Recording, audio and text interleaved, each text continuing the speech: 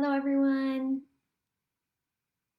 Hi, I'm Caitlin Self. I'm a CNS LDN in nutrition, and I'm here to talk about science-backed study tips.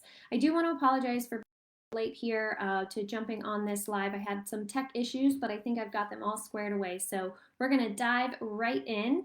So today we are going to talk about science-backed study tips. I have 6 tips for you to help you as you prepare for your CNS exam, whether that's going to be this upcoming June, December, or sometime in the future. I find these tips to be very helpful. I've tried all of them at some point, and I think that while everyone learns differently, it's a good idea to have some things on hand to help you learn how to learn.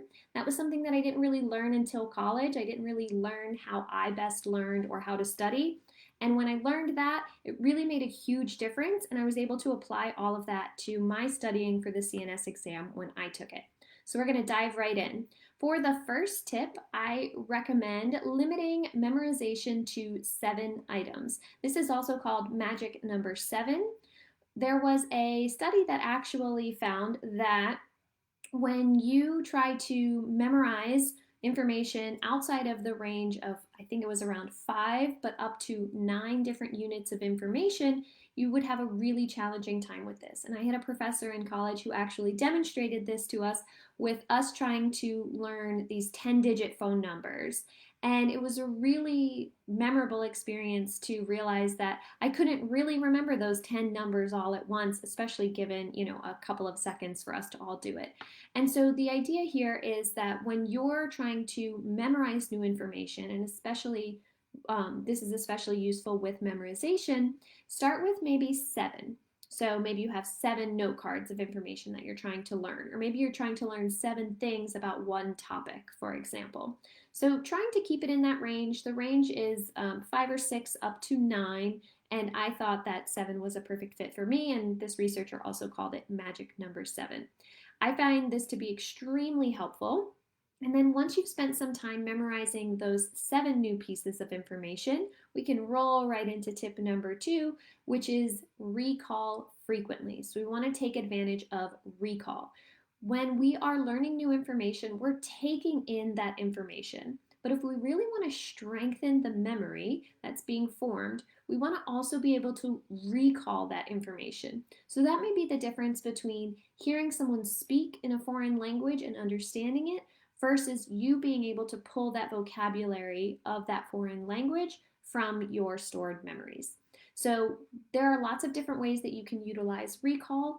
This can be maybe you do 7 note cards and then you do 7 note cards and then you do 7 note cards and now you have 21 note cards and you have a friend quiz you.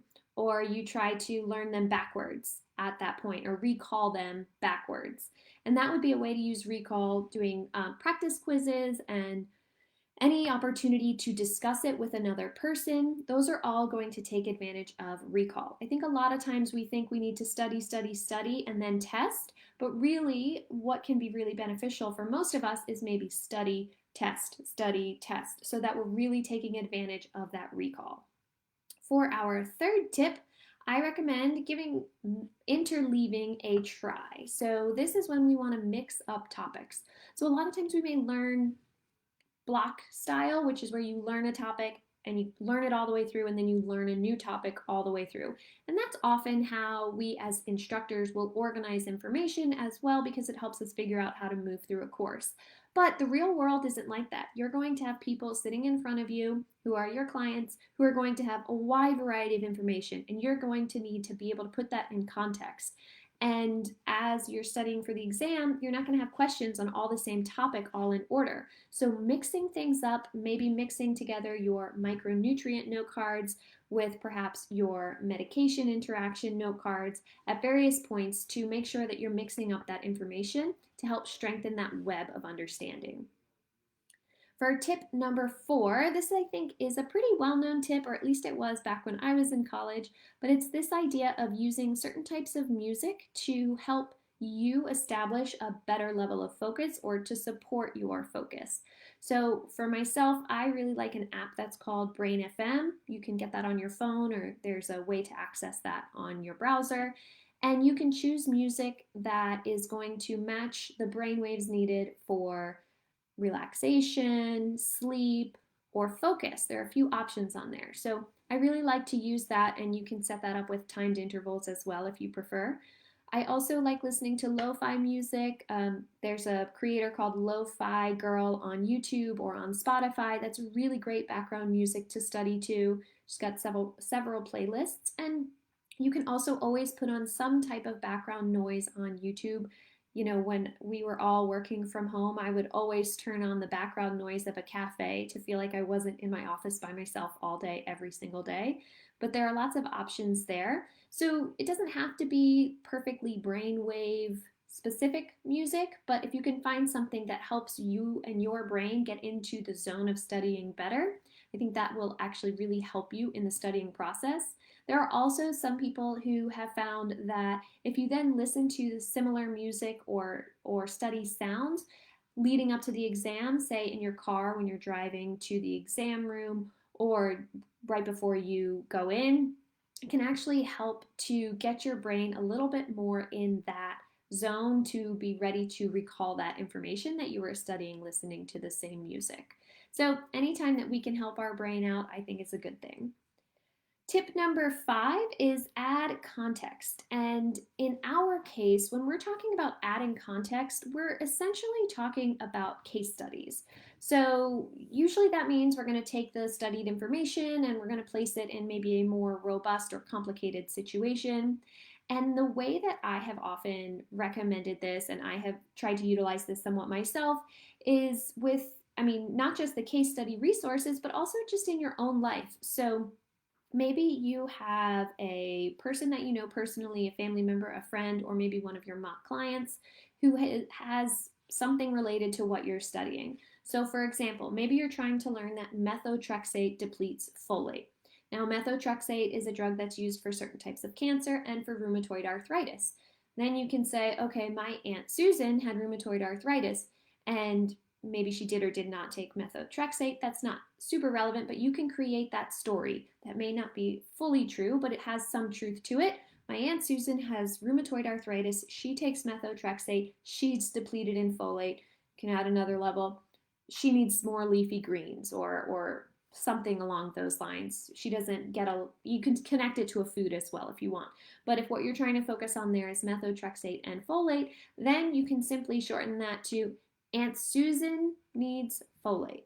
And then you don't have to have every single little piece of information, but it will help you provide some of that context. There are lots of different ways that you can do this, but by applying it to real life situations or even mock client situations, you're going to create that context that's going to help form that more robust picture. And again, we're building that web of understanding. I think that this is also one of the reasons why the board often recommends that you take the CNS exam after you've done your internship hours because you've built that context, you've built that web of understanding. So for the last tip, for tip number 6, I think some of you have probably heard this before, and that's to teach it. When I used to work in a restaurant and we were trying to learn specials, it just came so naturally to us that we would just go into a room and teach each other the specials. And then that's how you would know what people were going to ask and also how to answer all of those questions. And you really understood that. And suddenly you know everything there is to know about this dish. And we would do that in 5 or 10 minutes before the shift started. You can apply the same thing here. When I was studying for the exam, my study group and I actually decided to present a topic from the ANA primer to the rest of the group. So we each selected a topic, and this helped the rest of the group have a different perspective while getting the chance to kind of learn rather than just reading. And this also provided the presenter with the opportunity to really learn a topic extremely well. So what I would recommend, now at that time we just went through the entire ANA primer, but now that you have this amazing course, I would recommend picking the more robust areas, things like micronutrients, or perhaps the drug nutrient interactions, or some aspects of biochem, these areas that are going to have a lot of questions on the exam, and dividing those up among your study group, and then taking the chance to kind of teach each other at one of your sessions. We would just do, I believe it was about 10 or 20 minutes. We didn't have slide decks or anything. All we prepared was our own understanding of the material and some sort of recall activity or quiz. So I think in my case, I created a diagram and people had to kind of fill in the blanks.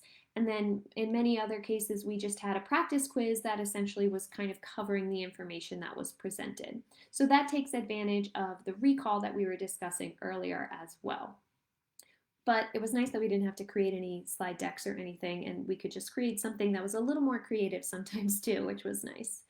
And if you don't have a study group or you're not going to be using one, you can even record yourself teaching the topic to help get some of those similar benefits. It's the act of trying to figure out what you want to learn and then practicing recalling it that's going to help you really cement that information. So that's it for our science-backed study tips for today. I didn't see any questions come in, so if you have any, feel free to leave them in a comment below and I'm sure we'll get to them. I hope that you're having a really good experience getting started studying for the CNS exam. I know it can be tough. And if you need any support, you can always join us in the CNS test prep group, which you can find through the Nutrition and Herbal Collective. Again, my name is Caitlin. Thanks for being here, and I hope you have a great day.